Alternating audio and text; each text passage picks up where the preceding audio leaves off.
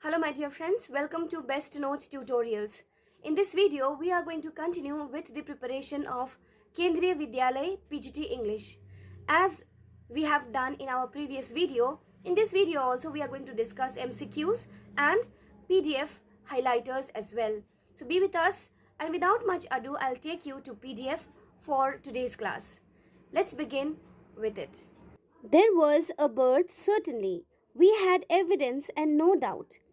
These lines are taken from option A, Tennyson's Ulysses, option B, Milton's Paradise Regained, option C, Milton's Paradise Lost, and option D, T.S. Eliot's Journey of the Magi.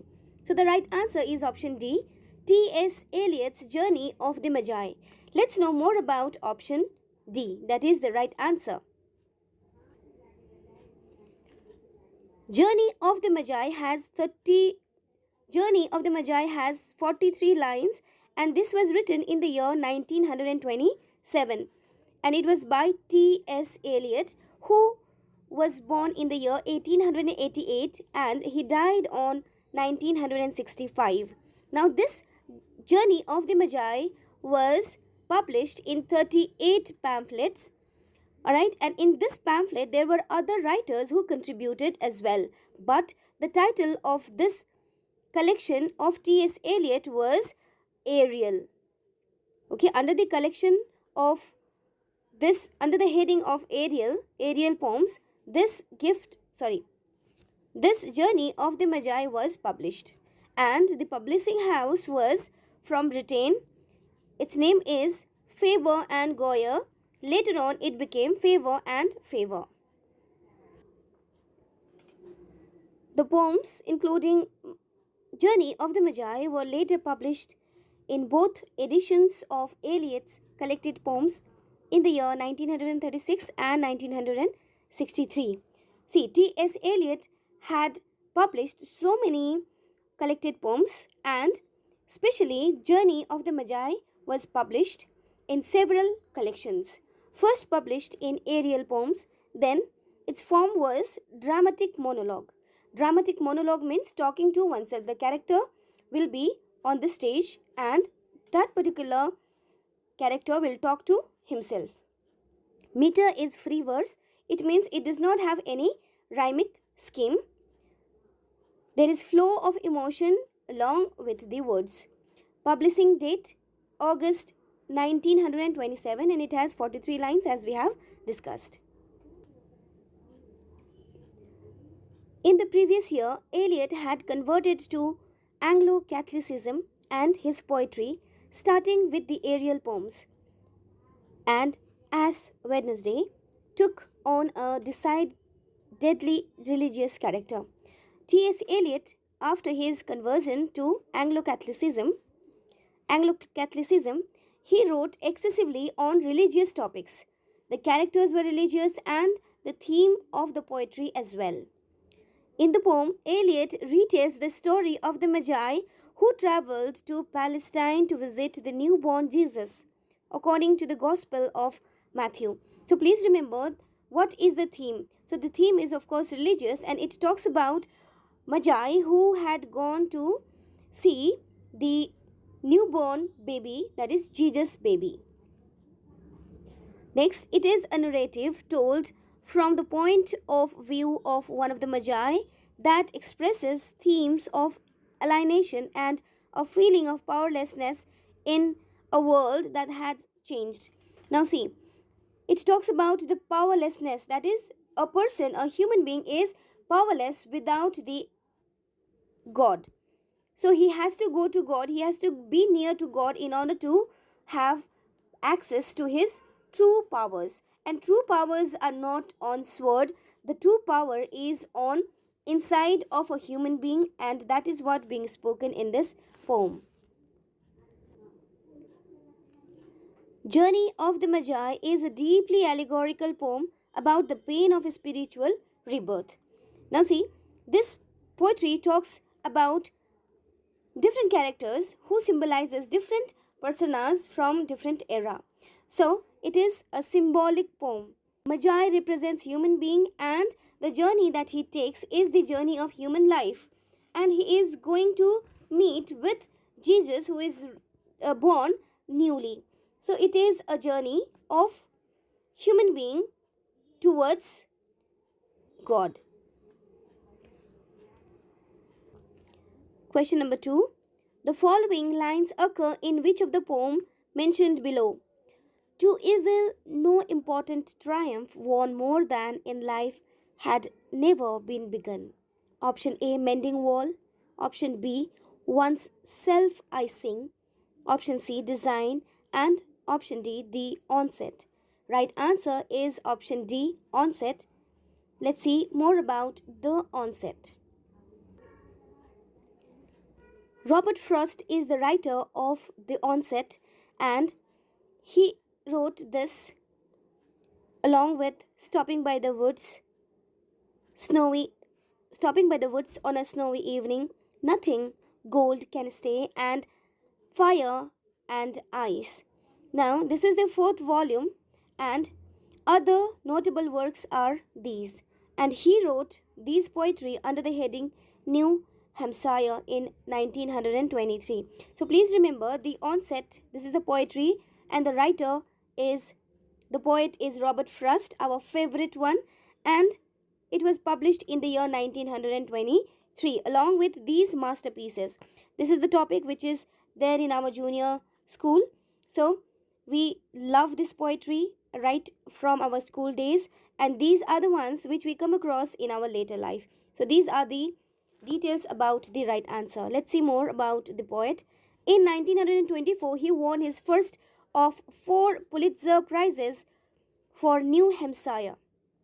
See, he had received 4 Pulitzer Prizes yet. Please remember, this is the skilled, we are reading about skilled poet, and he has won not only 1, 2, but 4 Pulitzer Prizes, and this was for New Hampshire. And New Hampshire includes the onset. So there are so many questions which might come up. The question might ask that for which poetry collection he won Pulitzer Prize. You must say New Hampshire, and about other stuffs as well. By this time, Frost had suffered through the deaths of 2 of his 6 children and had seen the devastation of World War I. Now see, out of 6 children, one question might be created from here. Out of 6 children, 2 children were dead. Okay, so this was so painful moment for Robert Frost, and not only that, he had seen the deadly catastrophic situation of World War I as well. So he was emotionally shattered when he wrote these poetries. For most of his life, he was plagued with depression and anxiety. That is true, because the World War I was about to occur, and therefore he was into depression because of lack of peace, because of treachery, because of his personal issues as well.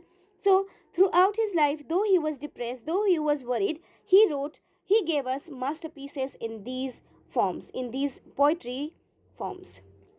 His personal sense of isolation is reflected in the melancholy tone of the poem. In almost every poem we find there is sadness, there is aloofness in the poem. So this is because of his life. He himself was so much depressed. Same is reflected in his poetry as well. It is imperative to understand the significance of this poem. And this is onset. We are talking about the onset. Now what does it mean? Let us see. The title suggests the start of something. The onset. We are talking about the onset. It means the start of something, particularly something unpleasant. So if you get the option, what does this mean? You must write the start of something.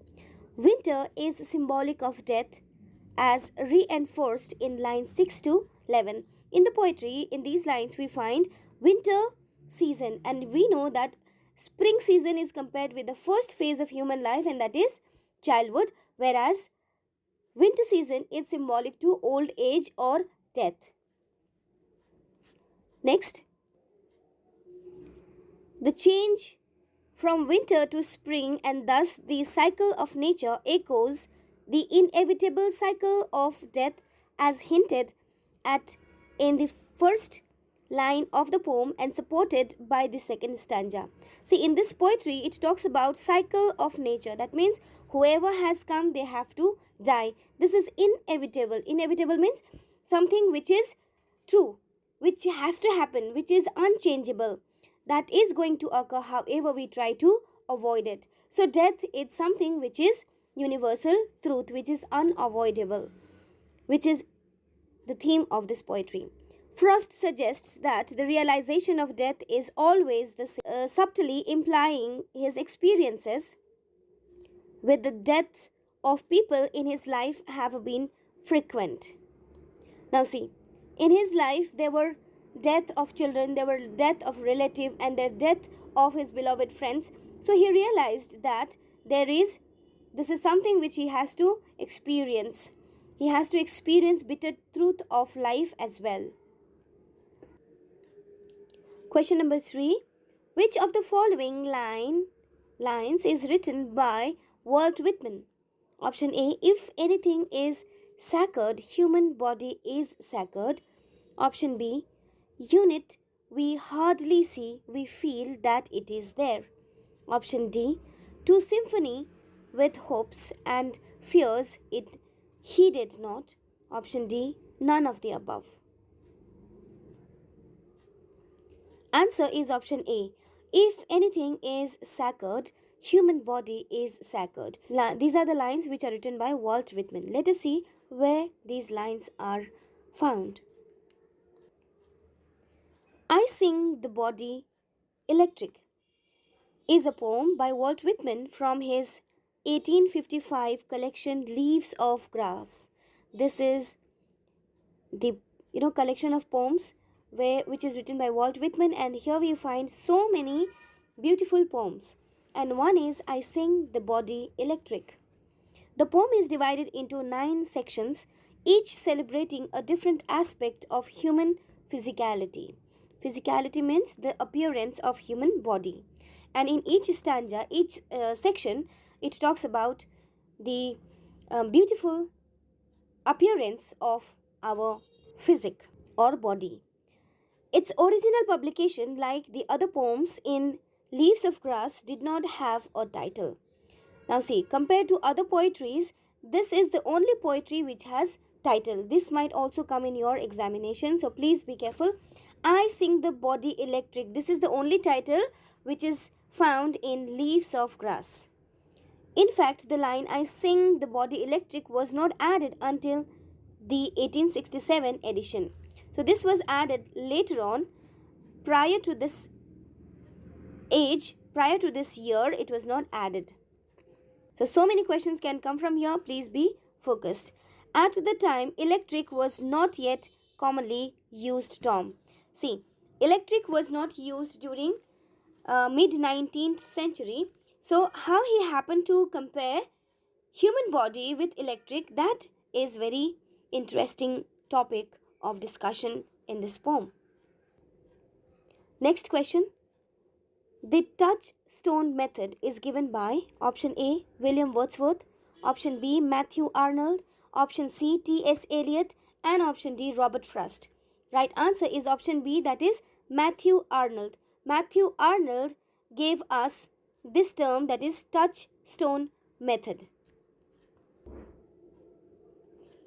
Touchstone method is a term coined by Matthew Arnold, the famous Victorian poet and critic. Now see, he is the introducer of this term, touchstone method. And another point from this highlighter that everybody needs to remember is he is a Victorian poet and critic. Okay, critic, because he has done the criticism of many works of his contemporary poets as well. He introduced the term in his essay, Study of Poetry. Please remember, this is essay by Matthew Arnold, to denote short but distinctive passages. Now, these passages were based on comparative work. Alright, in order to do the criticism, he had used different poets' work, and then he has made a comparative study. It could be between he himself and that poet poet, and there might be between two different poets as well. So this is how he used to write his criticism also in this work, that is essay. And see, when he was doing that, this is called touchstone method. Matthew Arnold's touchstone method of criticism was really a comparative system of criticism. Now see, comparative, as I told you, that right now Matthew Arnold was criticizing.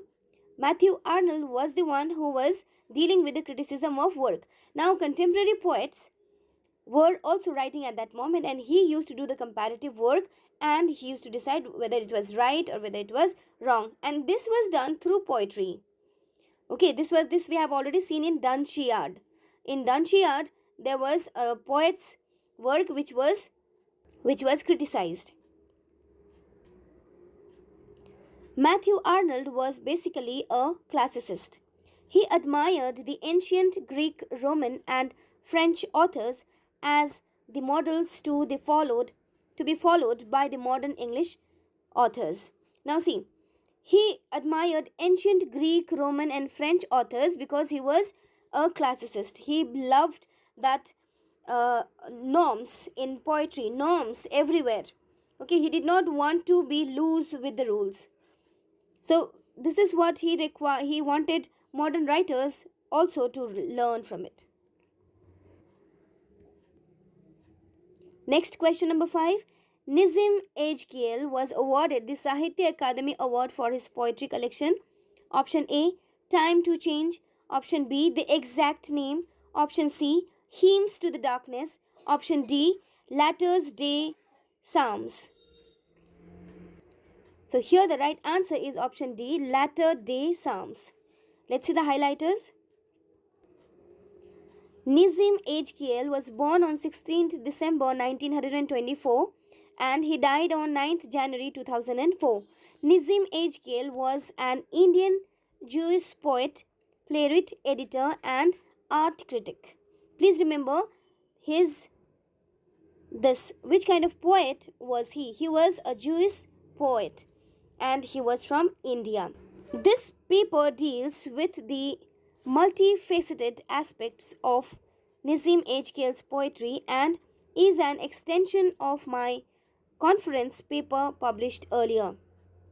So this paper, the one which is selected just now, it deals with the multifaceted aspects. That means Nissim Hkl's poetry's extensive field. Okay, it talks about all those matters of Nissim Hkl. Complete explanation of the poem by Nissim Hkl. Now in this paper it talks about the poetry.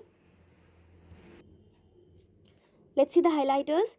Nissim Hkl was born on 16th December 1924 and he died on 9th January 2004. Nissim Hkl was an Indian Jewish poet. This you need to remember. You might get in question. Next, he was a playwright, that is a dramatist, editor and then art critic. Okay, his expertise was here in art critic. He was awarded the Sahitya Akademi Award in 1983 for his poetry collection and the poem Enterprise is the product of an individual who left home for greener. Now see, this is Enterprise, which is one of his poems, and it talks about a journey, alright, where there are so many people who takes a journey along with the writer, and then when they reach to the destination did not look good. Okay, they were not happy to reach to the destination because on the way they had suffered a lot and on the way they had lost their fellow mates because of lack of food, because of lack of water, because of lack of medication, etc. So the journey itself was so painful that the destination did not become so much grand for them, and for this he had received Sahitya Akademi Award. He was also awarded the Padma Shri by the government of India in 1988. Please, friends, please remember all these dates because dates are so much complicated to remember. So when we are doing it, please make a key hook in your mind to remember all these years. He was awarded Padma Shri in the year 1988.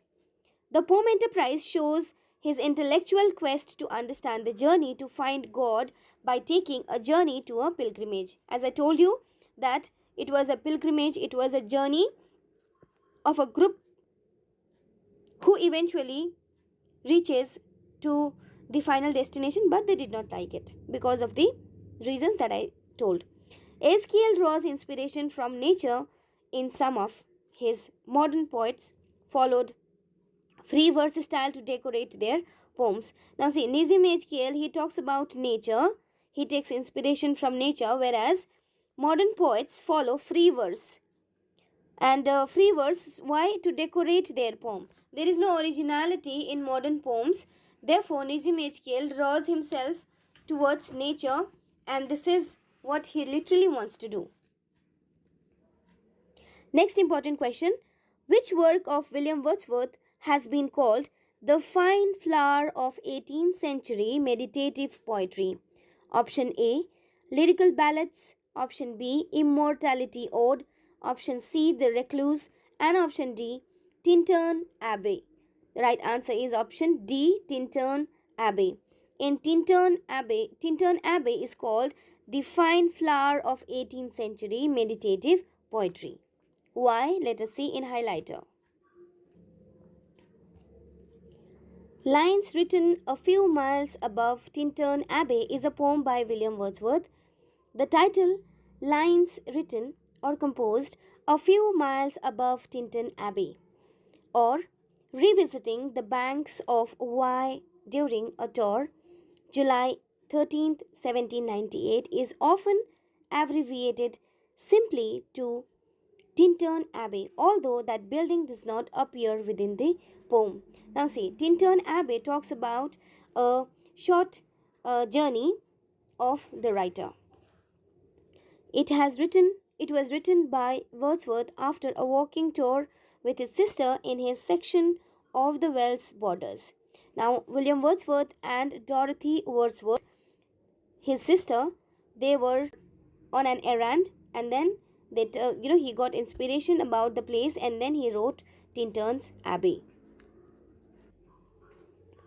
The description of his encounters with the countryside on the bank of the river Wye grows into an outline of the general philosophy. Now see, while walking, he realized that this countryside is so enchanting and enrapturing.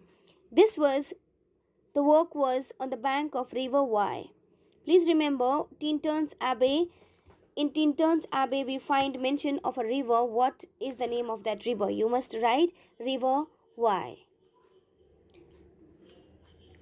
There has been considerable debate about why evidence of the human presence in the landscape has been downplayed and in what way the poem fits within the 18th century loco-descriptive genre. Now see, when somebody describes the location or the locality, alright, it is called loco-descriptive genre. So when it is described, then people are also there. Why people is not being described? So the main concern of this writer, that is William Wordsworth, is that to highlight the nature excessively, so that the readers will be close to Mother Nature. That was the main motive. So it is done that way. The poem has its root in William Wordsworth's personal history. What was that? We will see. He had previously visited the area as a troubled 23-year-old in August 1793. Now see, it was not an instant reaction. He had been there when he was 23 years old. So when he revisited after some years, his buried memories erupted and he wrote this beautiful piece. Next, question number 7. A 14-line poem in iambic pentameters consisting of 3 quatrains and a concluding couplet is known as option A, ballad, option B, Shakespearean sonnet, option C, elegy, and option D, lyric. Right answer is option B, Shakespearean sonnet. Let's see the highlighters. The Shakespearean or English sonnet follows a different set of rules. We know that sonnet, which is 14-line poem, alright, it is different. There are three sonnets. One is Shakespearean, Petrarchan and Spenserian sonnet. So these has different rules. Now why it is different? Shakespearean sonnet or English sonnet? Why it is different? Let us see. Here there are usually three quatrains with a couplet following a rhyme scheme like this: AB, AB, CD, CD, EF, EF and GG. This is the primary difference between the Petrarchan and the Shakespearean sonnet. Now here, this is the rhymic scheme that Shakespearean sonnet should have. And it should have, in a sonnet, there should be octet and sestet, two sets which we find in a sonnet. Number 8, John Keats' Ode to Autumn is an example of option A, Horatian Ode, option B, Pindaric Ode, option C, Irregular Ode, option D, none of the above. Right answer is option A, Horatian Ode. Now let us see why is Horatian Ode the right answer. Horatian Ode, or short lyric poem written in stanzas of 2 or 4 lines in the manner of the 1st century BC Latin poet Horace. In the same way, Horace wrote in Latin time, Horatian Ode is structured in that way. Horace introduced early Greek lyric into Latin by adapting Greek meters, regularizing them and writing his Romanized versions with a discipline that caused some loss of spontaneity and a sense of detachment but produced elegance and dignity.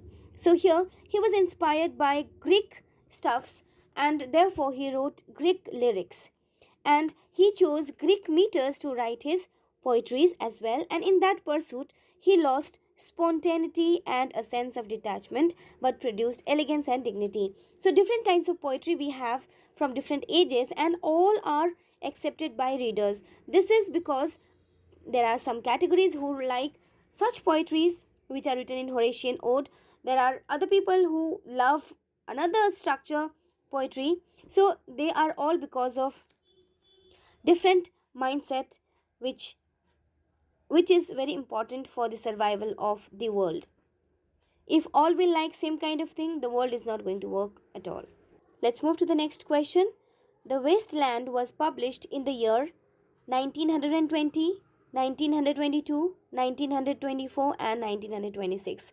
So the right answer is option B, 1922. The Wasteland, which is written by T.S. Eliot. Let's see the highlighters.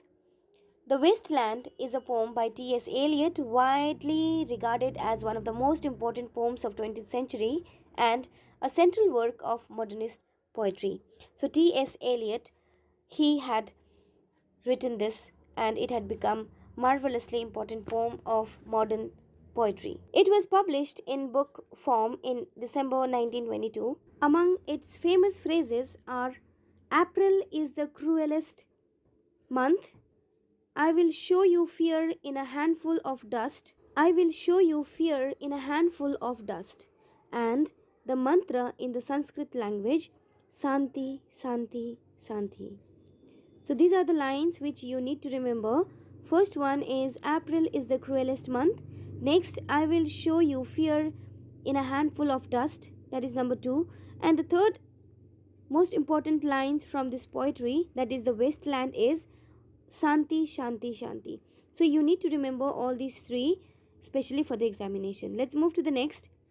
Eliot's poem combines the legend of Holy Grail and the Fisher King and vignettes of contemporary British society. So it combines these legends. He talks excessively about Holy Grail and Fisher King, and not only in the Wasteland, in other wonderful poetries of T.S. Eliot we find the same.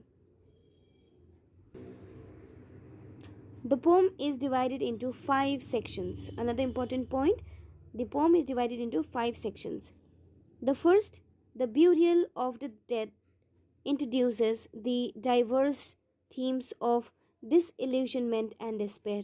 Out of these five, first talks about the burial of the dead. Please remember this much, otherwise you will be confused. In second stanza, we find this as theme. The fire sermon, the third stanza. The third stanza has this, the fire sermon, as title.